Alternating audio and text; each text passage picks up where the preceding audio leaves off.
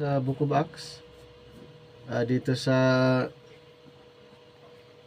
pag-aaral natin sa chapter 10 verses 1 to 29. At isa sa mga pinag-uusapan dito yung tungkol kay Pedro na ipinadala doon sa household or Gentile household na si Cornelius. There was a certain man in Caesarea called Cornelius, a centurion of the band called the Italian band, a devout man, and one that feared God with all his house, which gave much alms to the people, and prayed to God always. So itong si Cornelius ay siya ay isang Gentile convert sa Kingdom Program. Siya ay isang proselyte. So ibig sabihin, itong si Cornelius ay part siya sa Kingdom Program, hindi siya part sa Grace Program, dahil na-convert siya before the revelation of the mystery or before the revelation of the dispensation of grace. So ibig sabihin, si Cornelius isang hintel na convert sa Kingdom Program, therefore siya ay part sa millennium. Siya ay part sa millennial reign ng ating Panginoon dahil na-convert siya during the time of kingdom. He saw in a vision, evidently about the 9th hour of that day, an angel of God coming into him and saying unto him, Cornelius. In Acts chapter 10, 1 to 8, and when he looked on him, he was afraid and said, What is it, Lord? And he said unto him, Thy prayers and thine alms are come up for a memorial before God. And now send men to Joppa, and call for one Simon, whose surname is Peter. He lodged with one Simon, a tanner, whose house is by the seaside. He shall tell thee what thou oughtest to do. And when the angel which spake unto Cornelius was departed, he called two of his household servants, and a devout soldier of them that waited on him continually. And when he had declared all these things unto them, he sent them to Joppa. So, titignan natin yung connecting link dito sa situation. So the story of Cornelius, while filled with interest and refreshment to the students of Scripture, is nevertheless one of the most difficult in the book of Acts to fully understand. Many of its details seem paradoxical, to say that least. This is doubtless because it is the connecting link between the ministries of Peter and Paul. So, alamin natin yung background nitong ni Cornelius, background and character. Si Cornelius ay isang taga-Roma, and we read that he was a centurion of the Italian band. And he may well have been member of the great Cornelia gens or house of Cornelia, one of the most distinguished houses of Rome, for Julian the Apostate names him as one of the few persons distinction or among the Romans to become a follower of Christ. So tandaan po natin na itong si Cornelius ay follower na ng ating Panginoon. So ibig sabihin, hindi siya na-convert during the ministry of Peter. Hindi si Pedro yung nag-minister sa kanya para ma-convert. Si Cornelius ay secret follower na ng ating Panginoon. Ibig sabihin, convert na siya, believer na siya nung pumunta si Pedro. Nung nakipagkita si Pedro kay Cornelius, si Cornelius ay believer na. So the first thing we read about Cornelius is that he was devout and feared God in verse chapter 10 verse 2 Acts. Nor is this meant in any superficial sense, for we are further informed that he gave much alms to the people and prayed to God always. That he was a just man and of good report among all the nation of the Jews, and that he fasted in his desire to know that truth in verses 2, 22, and 30. Napansin niyo po yung background nitong si Cornelius. Isa siyang devout man, ay talagang ang description na siya ay prayerful at gumagawa siya ng kabutihan para sa mga para sa ibang mga tao. Siya ay mabait, may takot sa Panginoon, itong si Cornelius.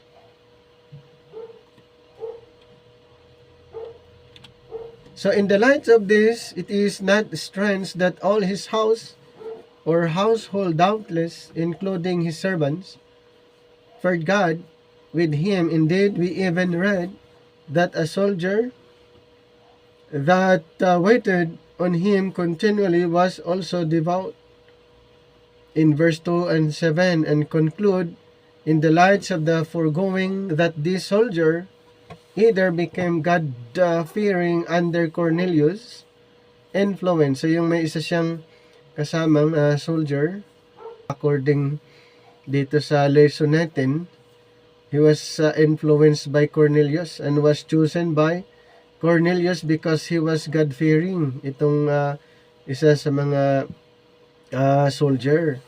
And in either case, we have another evidence of the consistency of Cornelius' piety. Now, alamin natin yung spiritual condition nitong si Cornelius. Does this mean that Cornelius was already saved? That he had received the remission of sins and possessed eternal life? We believe not, for the following reason. It was in response to his prayers that he was instructed to send for Peter to show him the way of salvation in verses 4 to 6 in Acts chapter 11 verse 14. The statement, "He shall tell thee what thou oughtest to do" in verse 6 is analogous to the "what shall we do" in Acts 2:37 and the "what must I do" in Acts 16:30. In each case, inquirers were told how to be saved. Cornelius was promised in Acts chapter 11 verse 14, "He," referring to Peter, "shall tell thee words whereby thou and all thy house shall be saved." Then in Acts chapter 10:43, Peter instructed Cornelius and his household as to the remission of sins.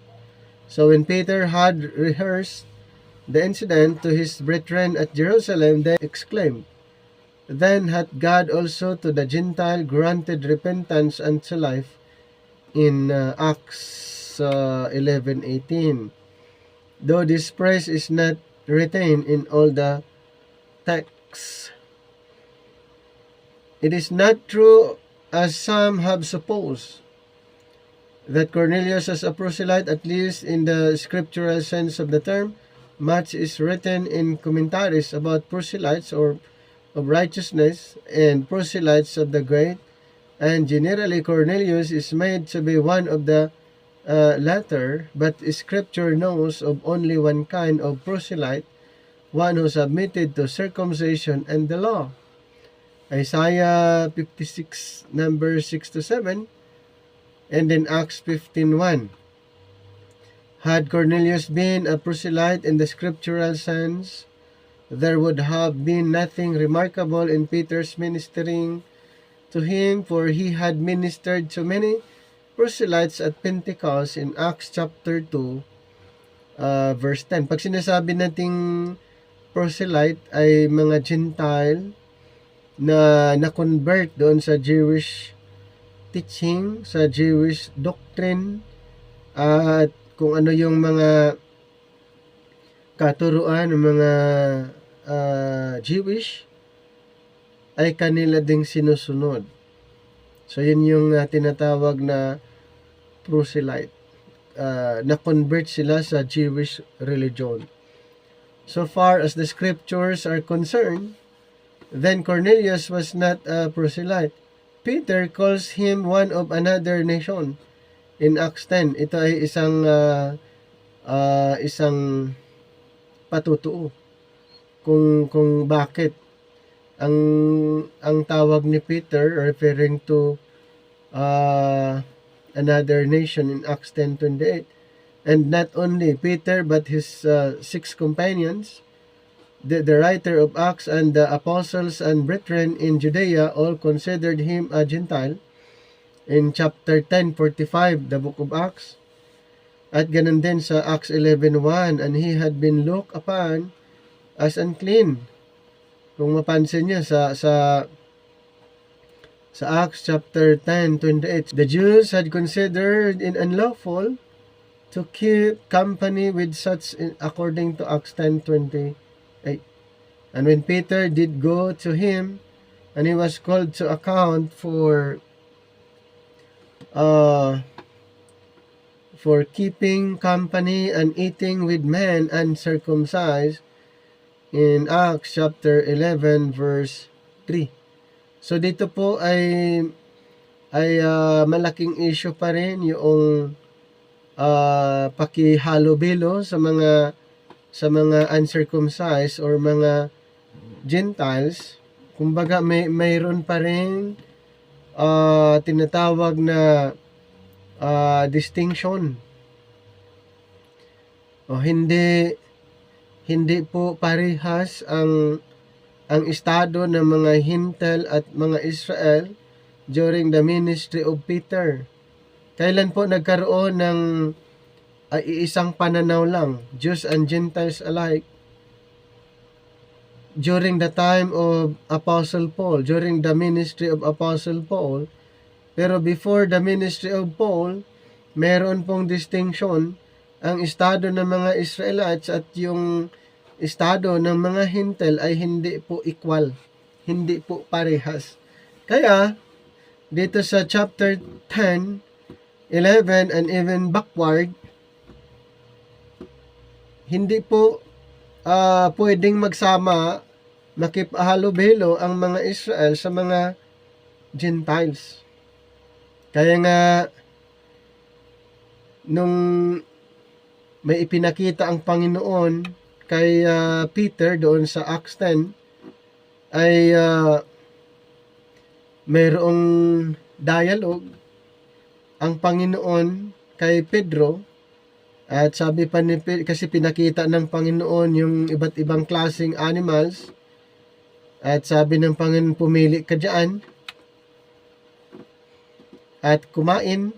Pero ang sabi ni Pedro ay hindi pa daw siya nakakain ng mga marurumi. So sa madaling salita ay ino-observe pa rin nila ang law of Moses, yung Jewish teaching, yung kanilang doctrines ay sinusunod pa rin.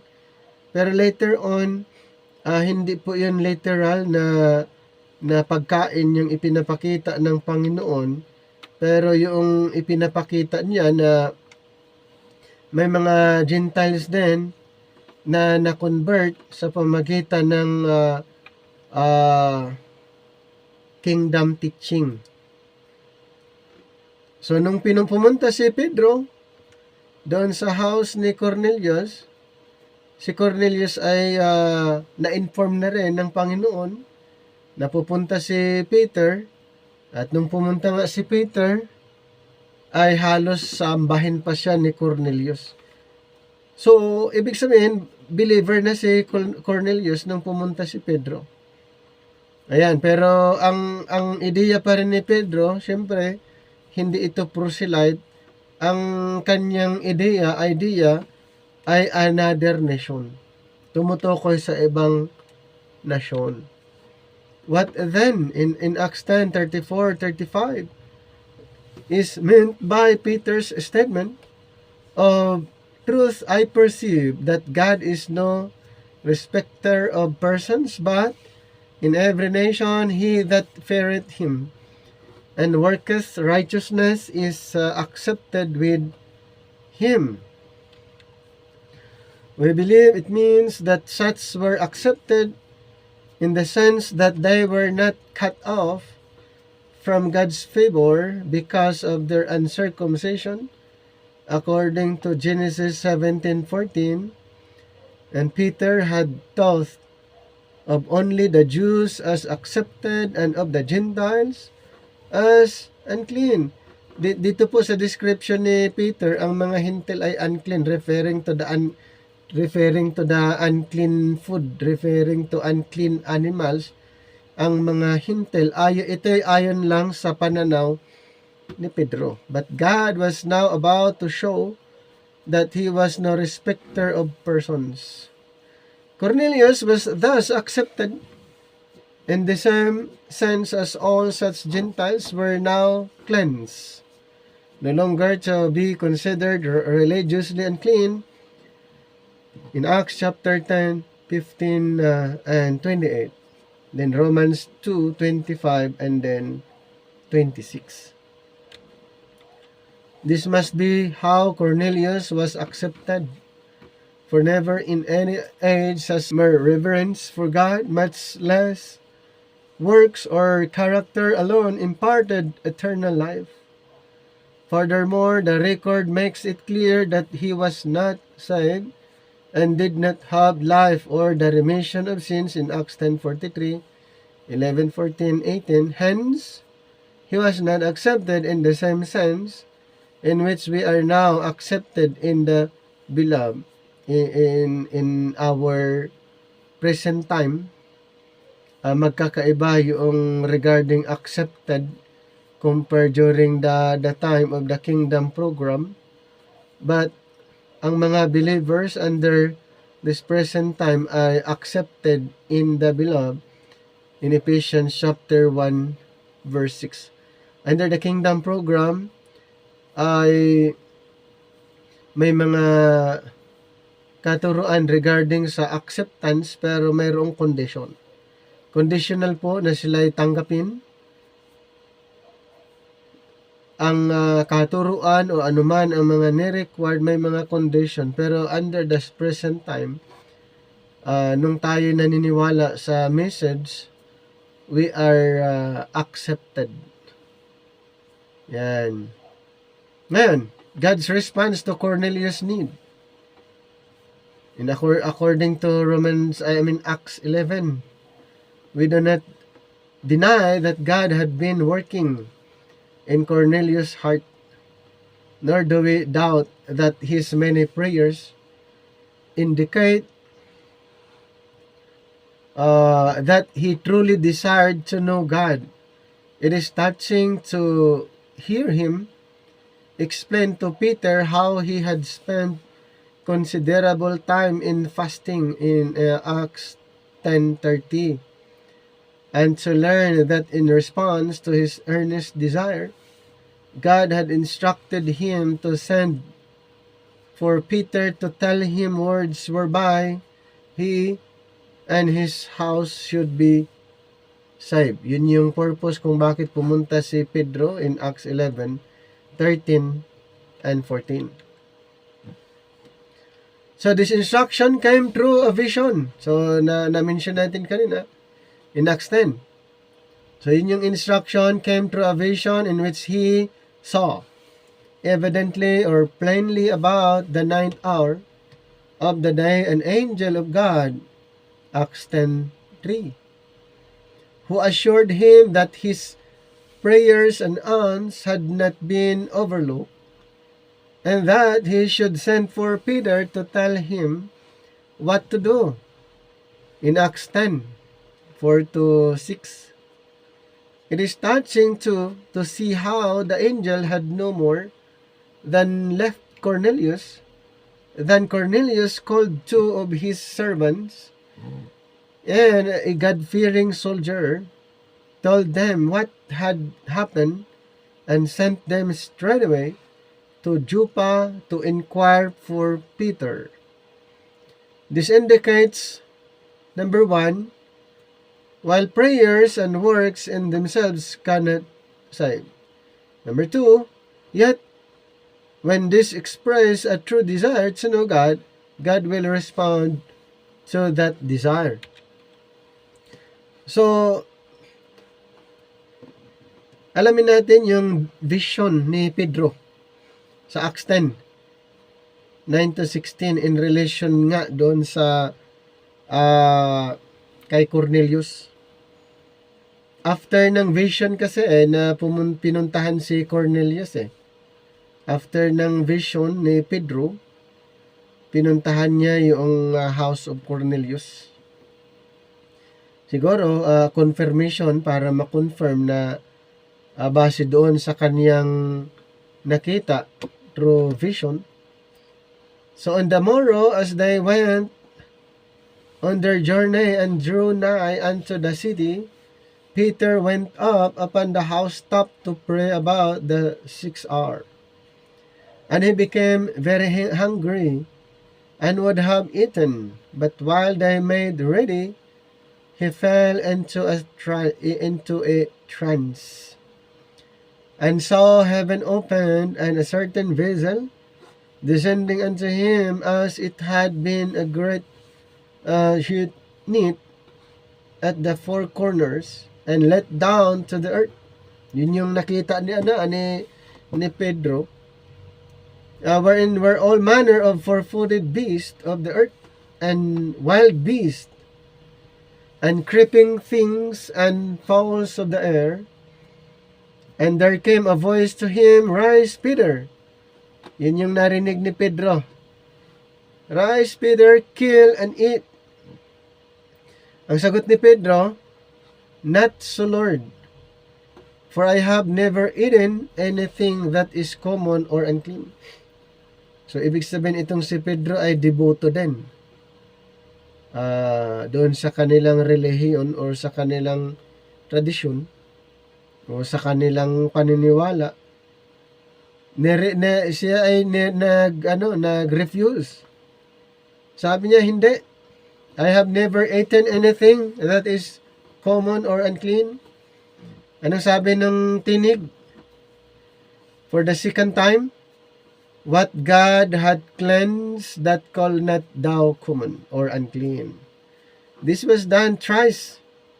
So, ganun yung dialogue. So, pangatlo nangyari, pangatlong beses sinabi. And the vessel was received up again into heaven in Acts 10:9-16. So, ito ngayon, yung scenario, si Pedro ay gutom na gutom. Peter's hunger. As Cornelius' messengers drew near to Joppa, God prepared Peter for their coming in a remarkable way. Kumbaga, itong si Cornelius ay aware na siya na pupunta sila Pedro. It was about noon when Peter went to thou stopped to pray, becoming very hungry. He would have eaten, but the meal being prepared for him was not yet ready. Thus it was that he fell into a trance and saw the visions of the sheets, and received permission to eat the unclean meat contained in it. So as to the vision, we are not left in doubt about its meaning. The unclean creatures, ito na po, actually, na-interpret lang din kasi sa last part ng chapter 10. Yung unclean animals na nakita ni Pedro, ito ay referring to the Gentiles. The unclean creatures represented the Gentiles. And then the Jews, God's peculiar treasure, had long considered the Gentiles common or unclean. Ayon sa mga Hudyo kasi, ang mga hintil ay marumi or unclean. The Mosaic Law had placed a middle wall of partition between them. So tandaan po natin in Ephesians chapter 2, verse 14 to 15, meron pong wall of partition na ang mga Gentiles ay hindi basta-basta makakapunta sa bayan ng Israel, sa Commonwealth ng Israel, dahil nga sa description na ang mga hintil ay marumi. So, and the only way a Gentile could find true acceptance among the people of Israel was by submitting to circumcision. So, ayon nga sa katuruan ng Judaism, in Isaiah 56, 6-7, para ang mga hintil ay tanggapin sa mga Israelites, kailangan nilang magpa-circumcise, kailangan nilang sundin ang mga ni-required na mga instruction, kautusan, alituntunin sa bayang Israel. May mga conditions silang gagawin. Ayan, Israel was or to find true acceptance among the people of Israel was by submitting to circumcision and the law as proselytes to Judaism. Nakuha niyo yung katotohanan para maging proselytes ang mga hintil doon sa mga Israelites according to the Judaism, Jewish teaching, magpa-circumcise din sila yung mga hintil na lalaki para sila'y ma-proselyte. But this was now to be changed, and God-fearing Gentiles were to be received as such. So in the interpretations of Peter's housetop experience, however, one important detail is generally overlooked. It is Peter's hunger. This is as significant as the permission to kill and eat. In Matthew 21, 18-20, so may mga record din regarding dyan sa food. And Peter's hunger should remind us of a similar occasions when our Lord himself hungered as he entered Jerusalem. On that occasion, he saw a fig tree with nothing but leaves on its branches and cursed the tree so that it withered away. In Matthew 21, 18-20. So the whole story, of course, is symbolic. Yes. The fig tree is a familiar symbol of national Israel. Tandaan po natin yung fig tree ay ito ay isang simbolo pero referado sa mga Israelites. Like John, before him, the Lord had toiled and hungered for fruit among the favored people in Matthew 3:8, Luke 8:14 and 15. So the cursing of the barren fig tree spoke of the curse which was to fall upon Israel because of her refusal to repent and turn to Christ. So, napansin nyo, ang fig tree ay ito ay nagre-represent sa Israel. Yung kinurse niya, ito yung fall of Israel, na bakit daw? Dahil sa kanilang pag-refuse na mag-repent at manumbalik sa ating Panginoon. So, yun yung illustration doon, yung kinurse niya ang fig tree.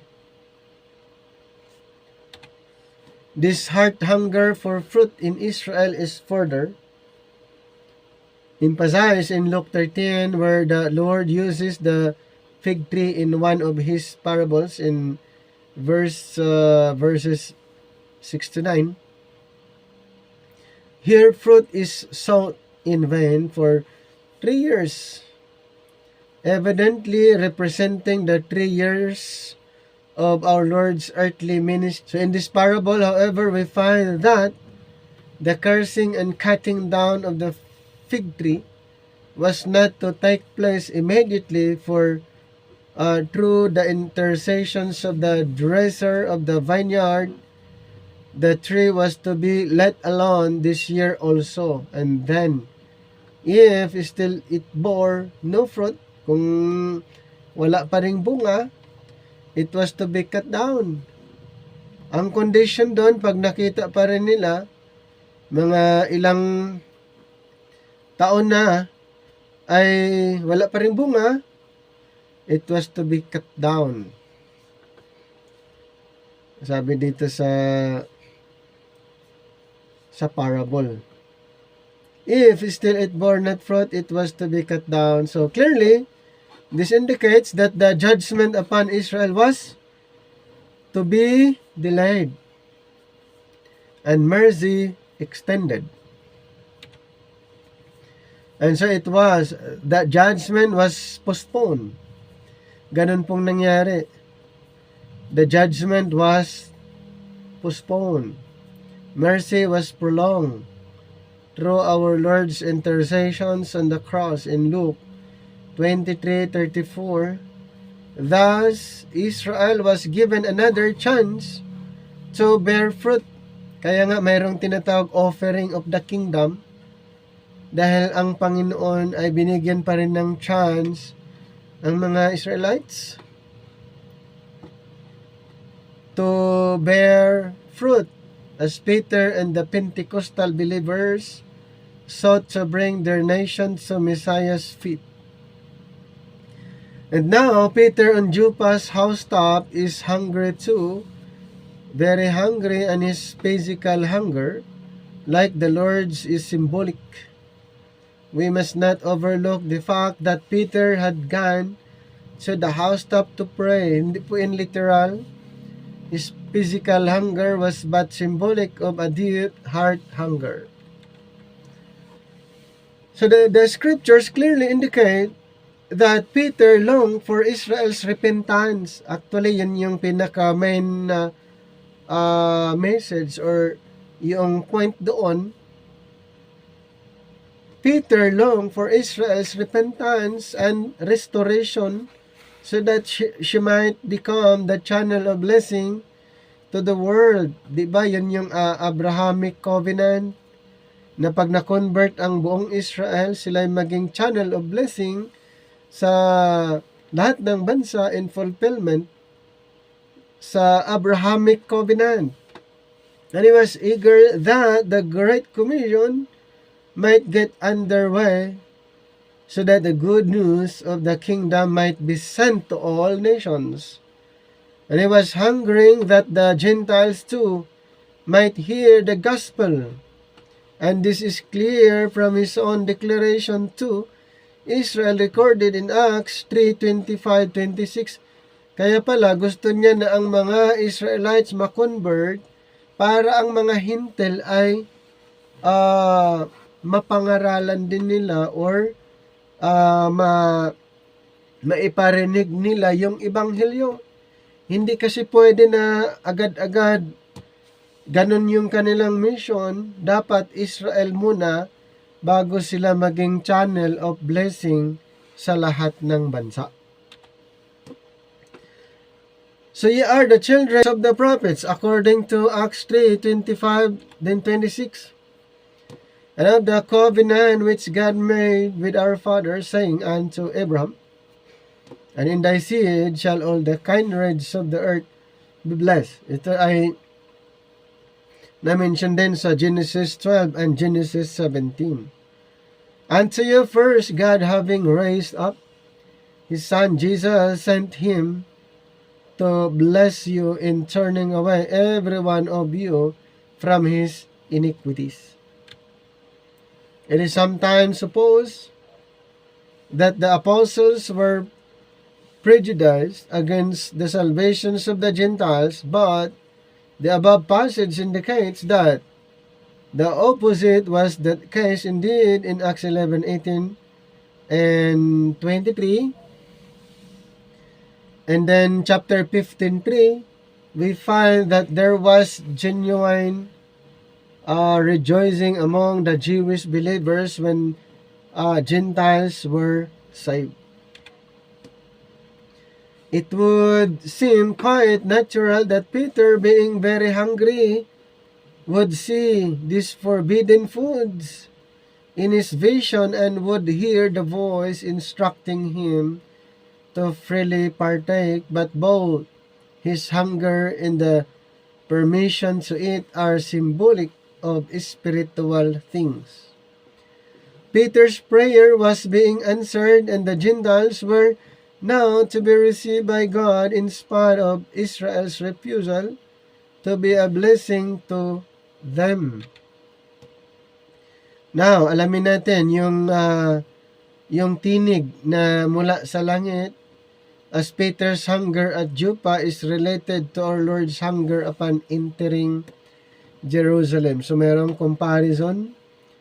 Yung scenario na na-experience ni Peter doon sa Joppa. Peter's trance bears a close relation to a similar experience in the life of Paul when he first returned to Jerusalem after his conversion.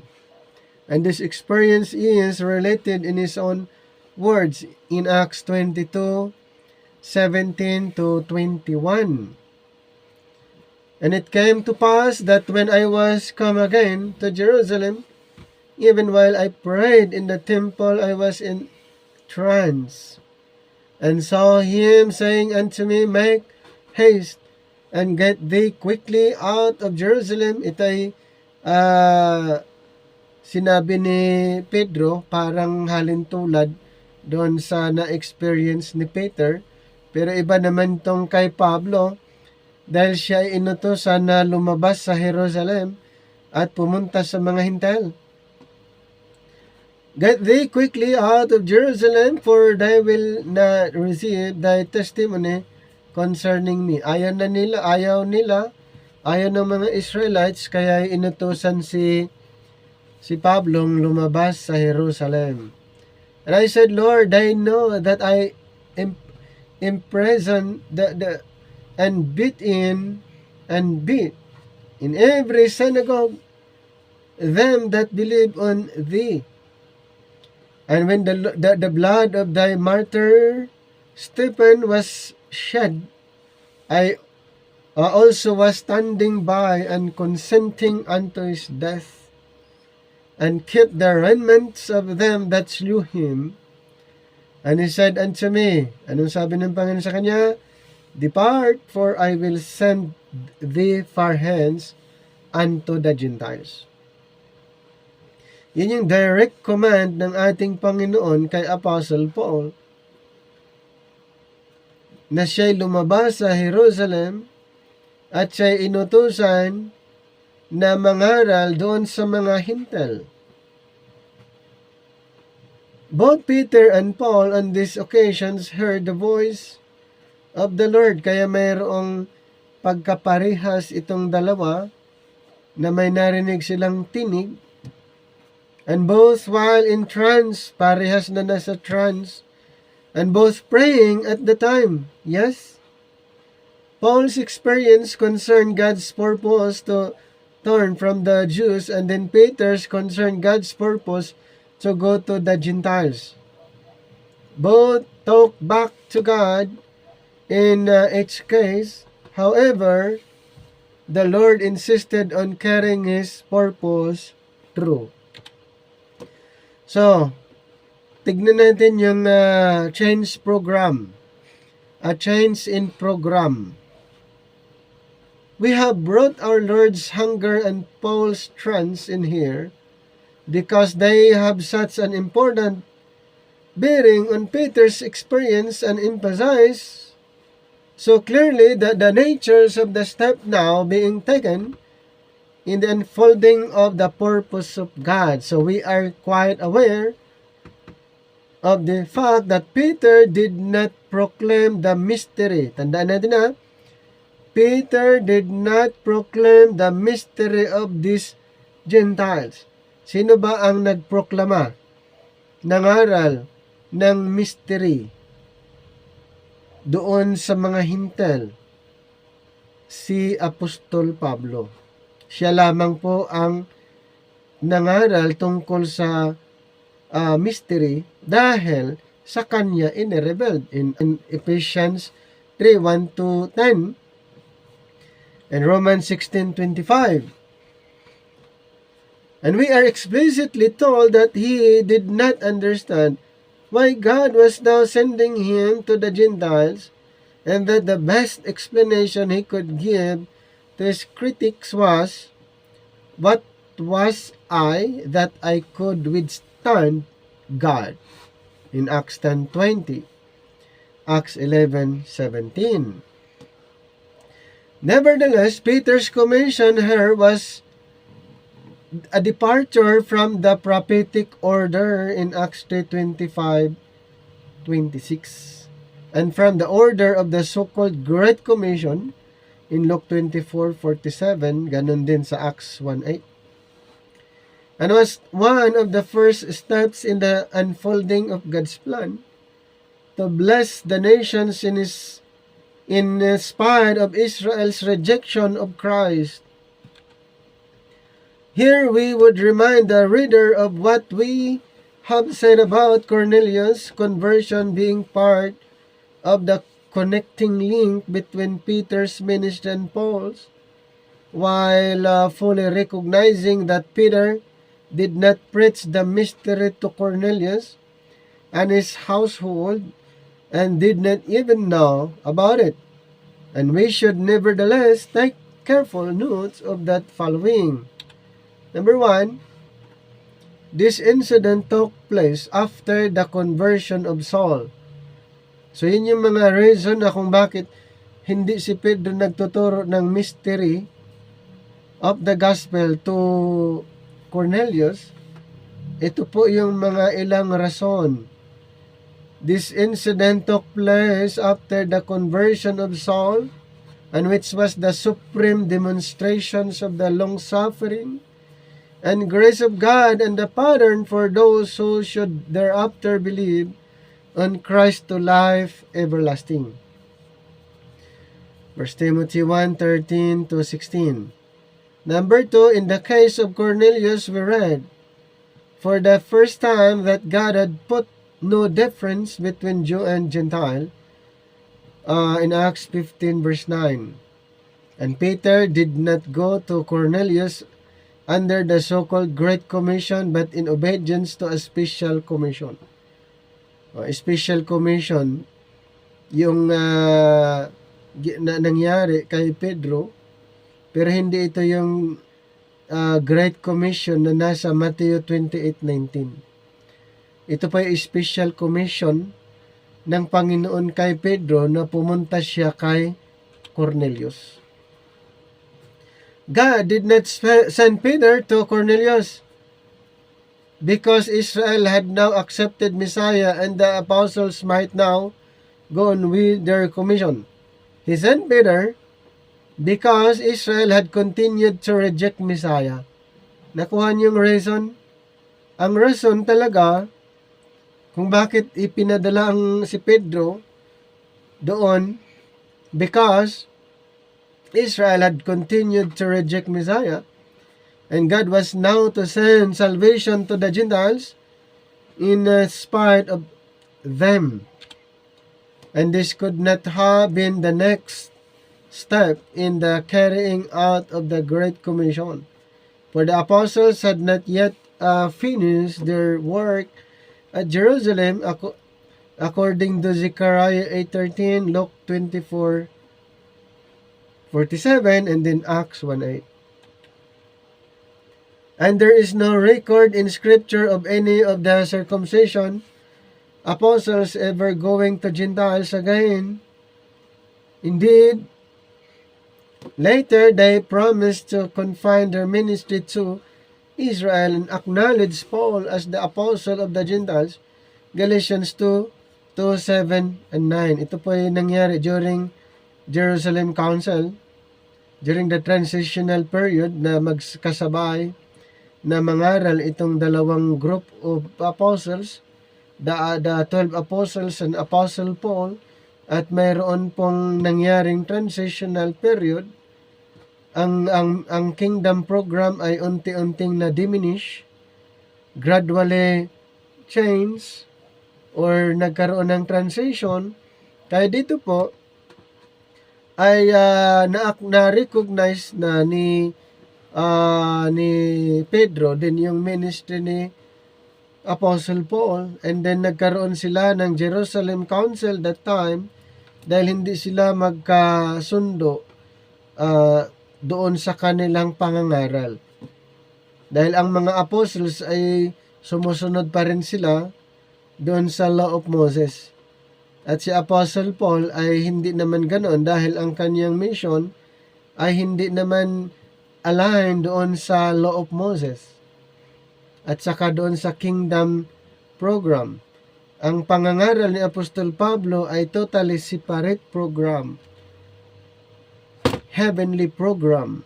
So the Lord's declaration that He would send Saul far hence unto the Gentiles is followed by this special commission to Peter in order to open the way for Paul's ministry among the Gentiles, since Peter himself had under God recognized the salvation of uncircumcised Gentiles, so that the Hebrew believers at Jerusalem could take no legitimate exceptions to Paul's Gentile ministry.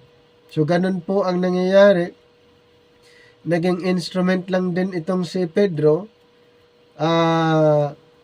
na ang mga Gentiles ay pwede nang makarinig ng Ebanghelyo.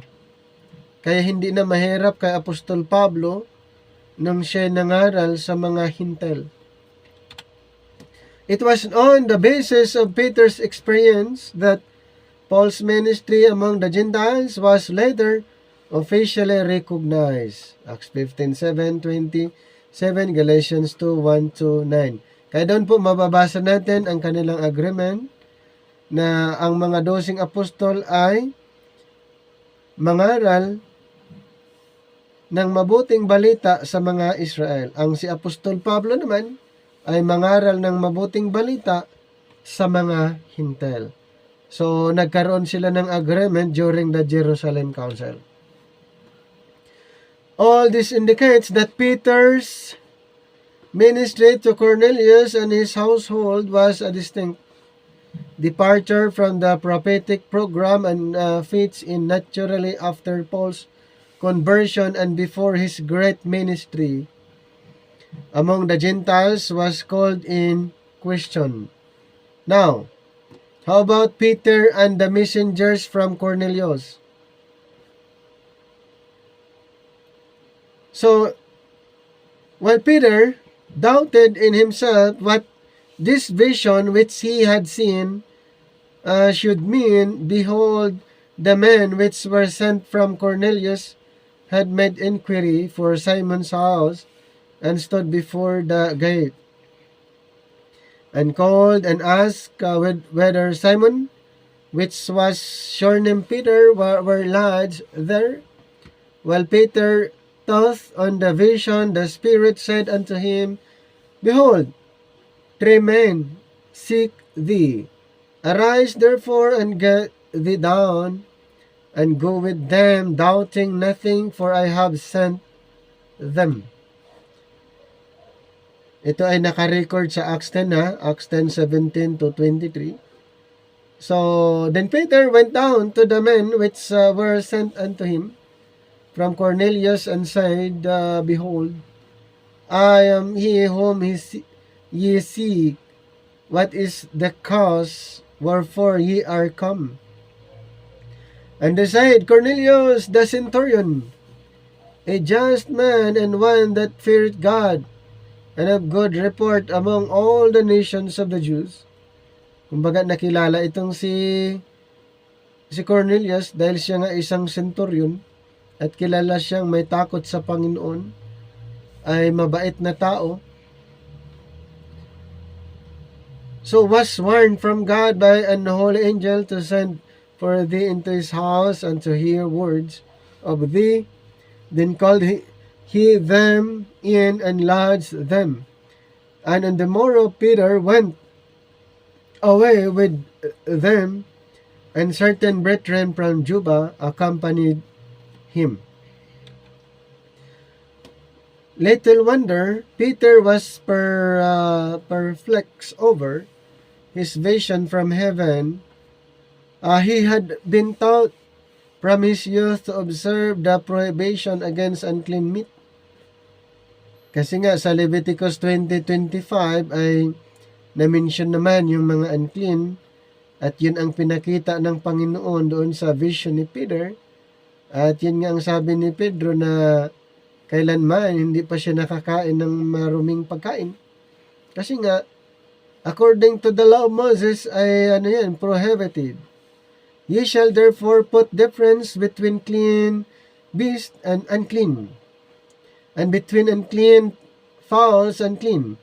And ye shall not make your souls abominable by beast, or by fowl, or by any manner of living thing that creepeth on the ground, which I have separated from you as unclean. At yun nga ang description ng mga hintal, ayon sa kanya ay unclean. So Peter could not take such a command lightly. It was the law of God by Moses, and to disregard it was a serious matter. When the Lord was with the apostles on earth, he himself had scrupulously obeyed the law and had taught his disciples to obey it. He had even called upon his followers to observe and do all that the scribes and Pharisees commanded, simply because they occupied Moses' seat of authority. Anong sabi sa Matthew 23:1-3? Itong mga Pariseo, they occupied the Moses' seat. Kaya ini-implement po nila yon kung ano ang nakasaad sa kautusan, and this was carried over even into the Great Commission, for thereafter his resurrection the Lord commanded the apostles to make disciples of all nations. And then verse 20, teaching them to observe all things whatsoever I have commanded you. So it was recorded po yan. Ang pinaka-basis po dyan sa sinabi ng Panginoon pa rin ay ang kautusan. From the record of Acts, it is further clear that the followers of Christ, contrary to prevailing notions, had been careful not to start a sect separate from Judaism and had faithfully observed the law. These were the true Israelites who accepted Christ as their Messiah, and there had as yet been no revelation to the effect that the law had been done away, nor do we find any such revelation until it is given through Paul. It naturally perplexed Peter, therefore, to be instructed by God to partake of unclean meat.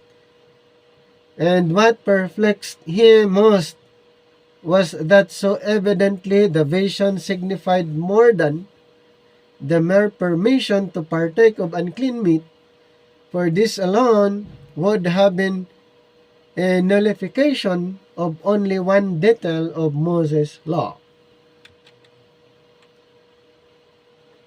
While Peter considered the matter, two things happened simultaneously to interpret the vision for him. Down at the gate, 3 men stood inquiring for Peter. And while up on the housetop, the Spirit informed him of the fact and bade him go with them, doubting nothing, since he, the Spirit, or us, well as Cornelius, had sent them. So Peter, perplexed as he was, could not go wrong if only he followed the divine leading step by step. And God was directly taking charge. He had prepared both Cornelius and Peter by giving them special vision. And he had sent these messengers. And he now instructs Peter to go with them. And Peter's action in inviting these Gentiles and lodging them was not contrary to the law, for God had exhorted the people of Israel to be kind to Gentiles who came among them. But the stranger that dwelleth with you shall be unto you as one born among you, and thou shalt love him as thyself, for ye were strangers in the land of Egypt, and I am the Lord your God, in Leviticus 19:34. But on the morrow Peter was to go with these men to a Gentile house and eat with them, and that was different. It was well for Peter that he took 6 Jewish brethren with him as witnesses of what was to take place in Acts 10:23, 45:11, verse 12. And so on the morrow a company of 10 departed for Caesarea, 7 Jews, Peter and his 6 brethren, and 3 Gentiles, 2 of Cornelius' servants and 1 of his soldiers. Perhaps Peter already sensed that they were to have part in a pivotal event in the history of God's dealings with mankind. Now, Peter at Cornelius' home, ano bang nangyari? Alamin natin doon sa Acts 10:24-25.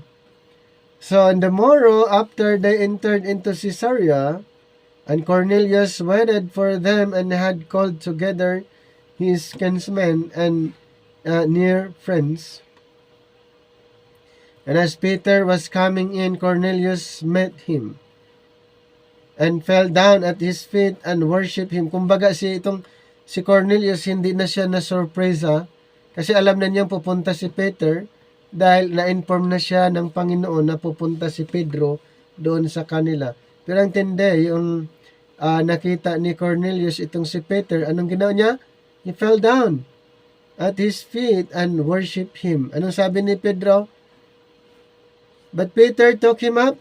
Sabi niya, stand up. I myself also am a man. Ayun yung sabi ni Pedro. And as he talked with him, he went in and found many that were come together.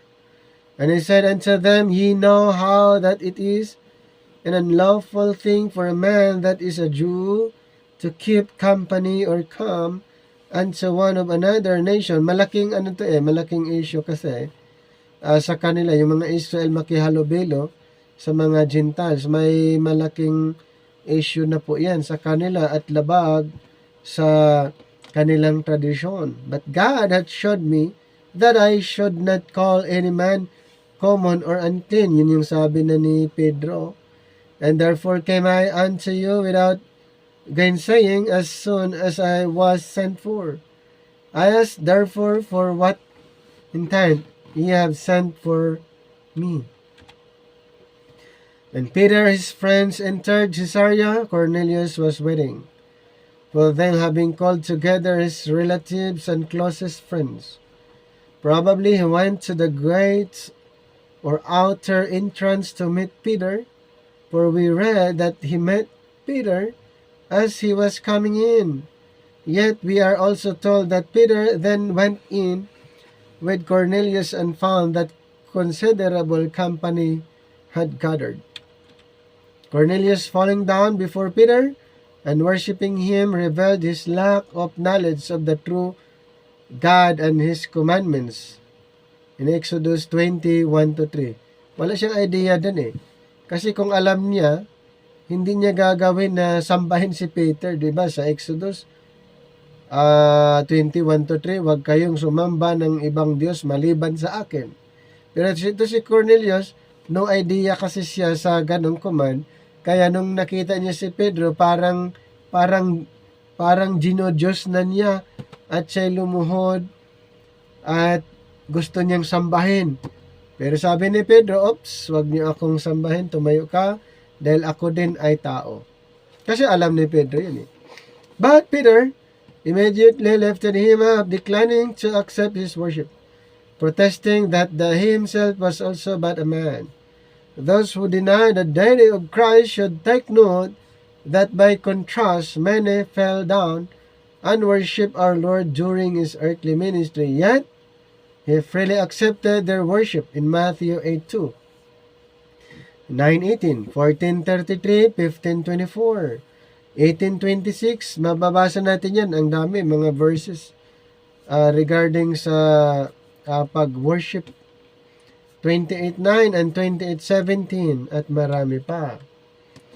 It is significant testimony to the depth of Cornelius' sincerity and to the respect and affections in which he was held by his loved ones that many had gathered to hear the words whereby he had all his house were to be saved in Acts 11:14. Maraming na-saved.